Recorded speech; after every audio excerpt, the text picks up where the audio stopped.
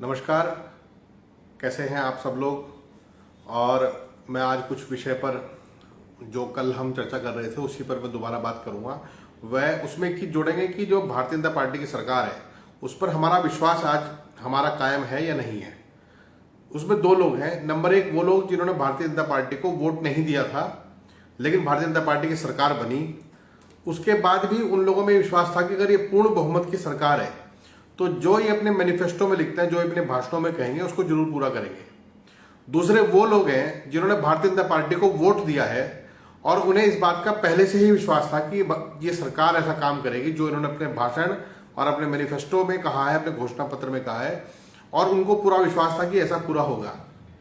मैं इन दोनों लोगों की अलग अलग थोड़ी सी जो कुछ लोगों से मिला हूं तो मैं उसको आपको साथ शेयर करना चाहूंगा। पहले वो व्यक्ति जिन्होंने भारतीय जनता पार्टी को वोट नहीं दिया लेकिन उन्हें फिर भी लगता था कि यदि देश के अधिकतर मतदाताओं ने यानी बहुमत अगर भारतीय जनता पार्टी के साथ है तो भारतीय जनता पार्टी पर भरोसा जताया, तो उन्होंने भी उस भरोसे के साथ अपने आप को सम्मिलित करते हुए कहा कि ये सरकार बनी है तो ये अपना काम करेगी। और जो इन्होंने घोषणाएं की हैं बड़ी सुंदर सुंदर घोषणाएं थी, बड़ी अच्छी अच्छी थी। और जो ठग रामदेव ने आपके सामने एक घोषणा की थी कि 35 रुपए लीटर पेट्रोल, 30 रुपए का डॉलर हो जाएगा, तो उस ठग की ठगी भी सामने आई है। अब ये सब चीजें जब सामने आने लगी, सरकार की स्थितियां सामने आने लगी, आज पूरी सरकार अंधी होकर देश के डॉक्टर्स को अपमानित होते हुए देख रही है। पूरी सरकार अंधी होकर गंगा जी के किनारे पहले तो लाशें दबाई गई, सरकार ने इनकार किया, और आज जब उन लाशों को पहचान हो गई, उनके ऊपर की रेत हल्की हल्की हटी, तो बिल्कुल मैं कहता हूं निष्ठुर और अमानवीय नर पिशाच वाला जो कृत्य उत्तर प्रदेश की सरकार ने किया कि उन लाशों के ऊपर से जो रंग बिरंगे रंग के कफन थे उन्हें नोचने का और खोसने का काम किया।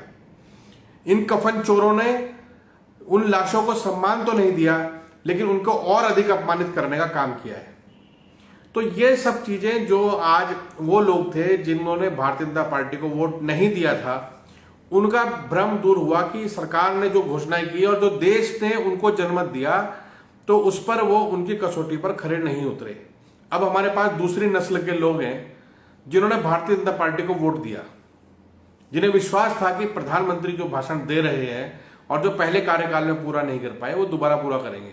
हालांकि देश अच्छी तरह जानता है और हम भी अच्छी तरह जानते हैं कि 2019 का चुनाव केवल पुलवामा हमले और सर्जिकल स्ट्राइक के नाम पर जीता गया कि पाकिस्तान और ये सब चीजें दिखाकर, और देश की जनता भी जानती है कि इनकी सरकार फेल थी। जिन्होंने, मैं उनको कह रहा हूं जिन्होंने भाजपा को वोट दिया था, जिन्होंने भाजपा को वोट दिया, उस पर पूरा विश्वास जताया, दोबारा वोट देकर सरकार बनाई, वो लोग आज ठगे हुए महसूस कर रहे हैं।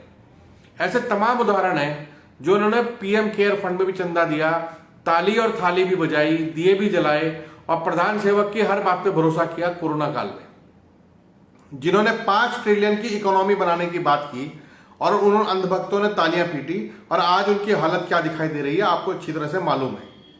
आज रोजगार और कारोबार बिल्कुल समाप्त हो गए हैं। केवल 2 लोग इस देश में तरक्की कर रहे हैं, वो है अंबानी और अदानी, और दोनों एक दूसरे को पछाड़ने में लगे रहते हैं।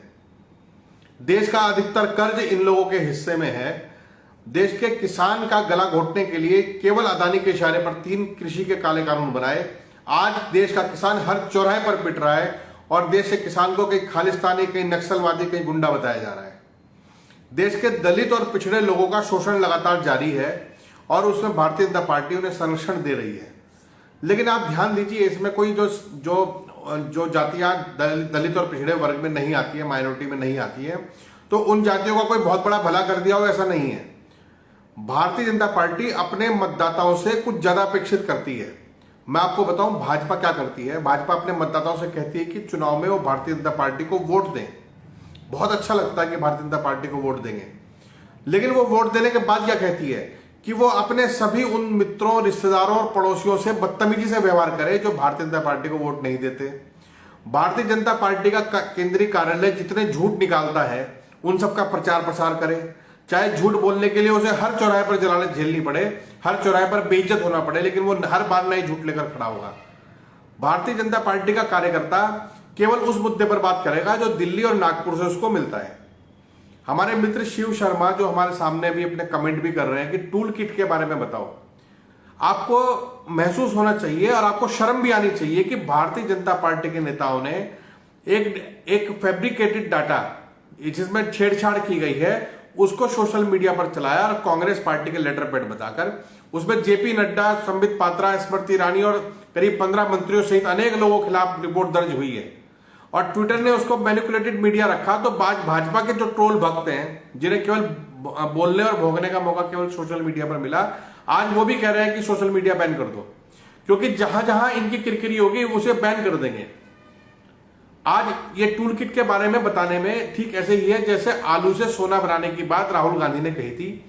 पूरा देश के जो समझदार लोग हैं जिनके दिमाग में अक्ल भरी हुई है वो ठीक तरह से जानते हैं कि राहुल गांधी जी ने अपने भाषण में नरेंद्र मोदी के बयान का जिक्र किया, लेकिन जिनके दिमाग में से बुद्धि निकाल के गोबर भर दिया गया है वो बार बार आलू से सोना की बात करते रहते हैं और आज भी बिल्कुल नए नए अंधभक्त की निकल के आते हैं और आलू से सोने पे चुटकुला बनाते हैं, बेशर्मी से दांत फाड़ते हुए निकल जाते हैं। उनके घर के लोग, इन अंधभक्तों के घर के लोग अपने परिजनों को खो रहे हैं, उनकी लाशें गिन रहे हैं, उनके लाश अंतिम संस्कार के लिए लाइन में खड़े हैं, अपने उद्योग और कारोबार बर्बाद कर चुके हैं, अपने बच्चों के कैरियर को बर्बाद कर रहे हैं। लेकिन अगर मजाल जो हो ऐसा देखने को मिले कि वो उन्होंने भारतीय जनता पार्टी की सरकार के कारनामों पर कोई उंगली उठाने का काम किया हो, भारतीय जनता पार्टी के ये अंधे भक्त अपने सभी दोस्तों के साथ गाली गलौज, बदतमीजी, झूठ, छल फरेब सब कर रहे हैं। इन्हें भी मालूम है कि वो झूठ है। राहुल गांधी जी ने अपने ट्वीट पे लिखा कि मगरमच्छ के बारे में कुछ कोट करते हुए लिखा कि मगरमच्छ लिखा, पूरी ट्रोल टूट पड़ी कि मोदी जी के बारे में क्यों बोला। यानी भारतीय जनता पार्टी के अंधे भक्त जानते हैं कि मगरमच्छ कौन है। बार बार प्रधानमंत्री देश के सामने आकर जिस प्रकार की नौटंकी और बेशर्मी का परिचय दे रहे हैं, मैं इतने कड़े शब्दों का प्रयोग इसलिए कर रहा हूं क्योंकि प्रधानमंत्री एक ठग रामदेव का साथ देते हैं, क्योंकि प्रधानमंत्री सोशल मीडिया पर महिलाओं को बलात्कार करने की और गाली गलौज करने वाले लोगों को ट्विटर पर फॉलो करते हैं, क्योंकि इस देश का प्रधानमंत्री यह शर्म महसूस नहीं करता कि उनके मंत्री किस प्रकार के बयान लोगों को दे रहे हैं जिनका सच्चाई और यथार्थ से कोई लेना देना नहीं है। इस देश में अगर कोई चीज समाप्त हुई है, अंधभक्तों को अगर देखा जाए तो वो लॉजिक समाप्त हुआ है। कोई कारण कैसे, कहां से, क्यों खबर कैसे आ रही, कुछ सब कुछ समाप्त कर दिया। आज बिल्कुल अंधे होकर बैठे हैं तो आप बिल्कुल सुरक्षित हैं, आप देशभक्त हैं। और अभी एक हमारे कटारिया जी ने लिखा कि भारतीय जनता पार्टी के सभी नेता एक जैसे नहीं होते। मैं मानता हूं कि बिल्कुल एक जैसे नहीं होते। भारतीय जनता पार्टी के लोग भिन्न भिन्न प्रकार के हैं।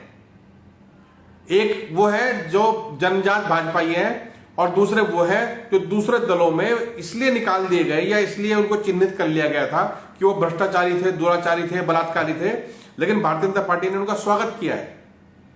भारतीय जनता पार्टी में वो लोग हैं जो संबित पात्रा और अमित मालवीय की बनाई हुई झूठी कहानियों को इमीडिएट शेयर कर लेते हैं, लेकिन उन्हें शर्म भी महसूस नहीं होती कि उनके सोशल मीडिया अकाउंट्स पर उनके परिवार के लोग भी हैं, उनके घर के बच्चे भी हैं। वो भी देखते हैं कि हमारे बाप, हमारा भाई, हमारा बेटा किस प्रकार से सोशल मीडिया पर एक निकम्मे नाकारा प्रधानमंत्री और एक ठग रामदेव और ऐसे सैकड़ों लोगों की जो चौकड़ी यहां पर सत्ता पर हावी है, इनके हर झूठ पर पर्दा डालने के लिए कितना नंगा हो चुका है। ये चरित्रहीन लोग हैं।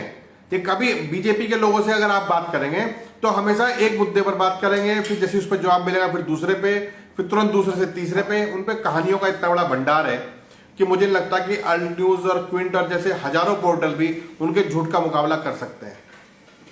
इसलिए आज देश को जरूरत है एक अच्छे लोकतंत्र और संविधान की।